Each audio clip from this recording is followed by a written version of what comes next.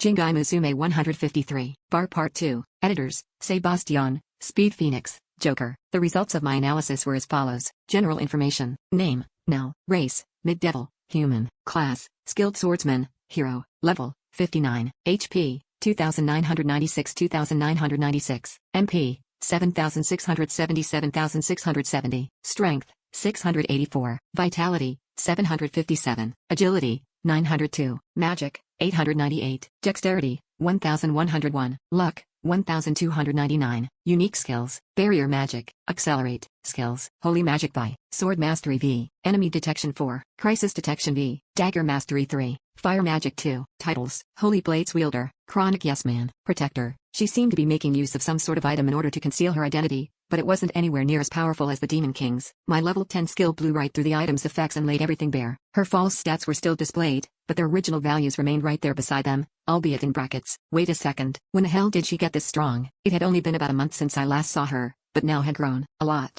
She was already stronger than the adventurer I had fought in Elshire. I was confident that she would have no problem dealing with the Demon Realm's residents should they aggress on her given the fact that most of her stats sat at around the 1000 mark. Some had even exceeded it. Even her luck stat had spiked for reasons unknown. What the fuck? I'm so jealous. Mine basically refuses to budge. And goddamn she got stronger fast. Honestly though, I kinda expected it. That's just how the hero trope goes. You know, I kinda wanna see how strong she ends up getting once she's done with the whole hero's journey thing. Why are you here, Yuki? Asked Nell. You took the words right out of my mouth. Why are you all the way out here? I cocked an eyebrow. Are you trying to find yourself a party so you can go on an adventure or something? You know, seeing as how this is a bar and all that. Huh? She gave me a confused, blank stare. No? Why would I be doing that? Right. Of course she wouldn't get the reference. Yeah. Never mind. Let's just pretend I didn't say that and move on. Please. Someone you know? The hooded figure asked Nell the question in a bit of a suspicious tone. Like the hero, the other person present was also a fairly young woman, one that happened to speak in a tone that made her sound kinda sleepy. Velp. Guess that isn't Carlotta after all. Although I had initially expected the hero's companion to be the paladin I had met in the capital,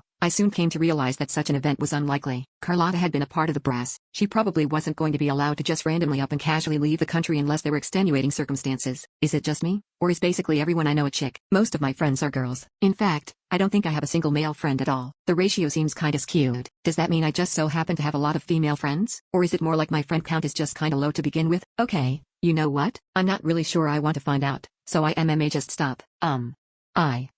Yeah. Calling us acquaintances pretty much sums it up. I noticed that Nell was struggling to explain the nature of our relationship given the fact that I was a demon, so I stepped in and gave her a bit of a hand. We just happened to get to know each other and hit it off a while back. For some odd reason, the hero ended up flashing me a dissatisfied frown. She didn't seem all that happy with my explanation. I don't get it. I'm pretty sure I didn't say anything offensive. Why is she so mad? That's right, said Nell with a hump. The hero turned away from me as if to express disinterest before picking up her cup and sulking as she slowly sipped away at its contents. Nell sure is a bit of a weirdo, isn't she? Oh, right. Only after pouting for a bit did she realize that she had totally forgotten to introduce us despite being the mutual acquaintance. Yuki, meet Ronya. She's a good friend of mine. Ronya, meet Yuki, another good friend of mine. Nice to meet you, Ronya. You too, said Ronya with a bit of a nod. Ronya reminded me a lot of Ene. They both spoke in shorter sentences and seemed to carry a bit of a taciturn aura. However, unlike Ene, Ronya came off as drowsy. I wouldn't have been surprised to see her clock out at any given moment. Her stat page was disguised in much the same way as Nell's. It could be summarized as follows.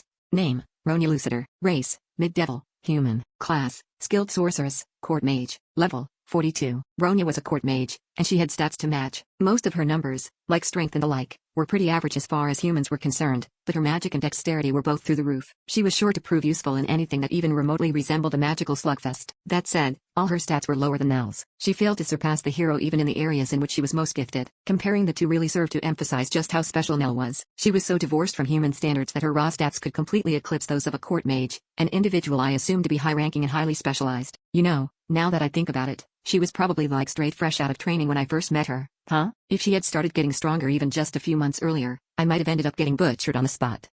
Actually probably not. Huh? Seeing as how she was so terrified she couldn't even stand up straight and whatnot. Yeah, you know what? I probably would have been fine. Like Nell, Ronya's character sheet had been subject to disguise. And of course, both of them had altered their physical appearances to match those of the race that they were supposedly a part of. They had small horns on their heads and tattoos on their cheeks. I suspected that they probably had demon-like tails as well, but I couldn't actually see them due to the fact that both girls were wearing trench coats. I'm sorry if Ronya ever comes off as rude, said Nell. She doesn't mean it. She's just not a great talker. Not true, complained the mage. People are just bad at listening, but you're the only one most people have trouble understanding, said Nell with a wry smile. You're so blunt that it confuses everyone. The hero paused for a moment to emphasize her point before turning towards the people I was with. It's nice to see you again, Layla. She smiled at the maid before turning towards the literal walking sword. And who's that? I don't think we've met before. That? Oh. That would be my daughter. Huh? The hero's eyes practically bulged out of their sockets. Why, you had a daughter? Would that make Leffy her mother? Nell practically flew off her chair and shoved her face in mine as she pressured me for answers. She got so close I had to lean back to avoid contact. Kinda? I mean technically, you aren't really wrong, I said. And you have met her before. Remember this? I pointed at the weapon I had mounted on my back. Is that the weapon you were using last time we met? She asked, dubiously. I can't really tell since it's all wrapped up in cloth, but it looks to be about the same size. Yup, that's her. I plopped the hand I wasn't using to point at the blade on top of the sword girl's head and more or less shrugged the reveal off as something that wasn't too big of a deal. What? To be more precise, Na is the blade's personified form. I made her, and she's literally got some of Leffy in her, so she's pretty much your daughter. Yuki. I don't understand, said Nell. How exactly did you manage to give a weapon the ability to turn into a person? I know, we just kinda thought it might work, so we tried it and it did. I see. Only after a long pause did the hero manage to squeeze out any more words. She slowly brought her head to her hands and started to rub her temples as she spoke in a pain tone. You tried it. And it worked. You want some aspirin or something? I'm pretty sure I have a bottle or two sitting around. I understand how you feel, Nell, said Layla. Please allow me to give you a piece of advice that will assist you greatly in times like these. My lord and common sense do not, by any means, ever go hand in hand. Attempting to justify his actions and behavior without a shift in perspective will surely wear you out. Good point, said Nell. I would probably go crazy if I started questioning all the weird stuff Yuki does or says. Oh, come on, I said as I rolled my eyes. You guys are making me out to be some kinda hopeless weirdo. I'm sorry, Yuki, but that's exactly what I think you are, said Nell. Woman, you've got guts. I'm definitely getting you back for this. I do apologize, my lord, but there is nothing I can say in your defense. Layla, please. Aren't maids supposed to take their master's side? That's not true. Na paused for a long while before opening her mouth again. Master is a really good person, Na. I'm glad you stood up for me and all that, but is it just me? Or did you very obviously have to stop because you couldn't come up with anything good to say? And can you stop totally averting your eyes and actually look at me? Please, come on.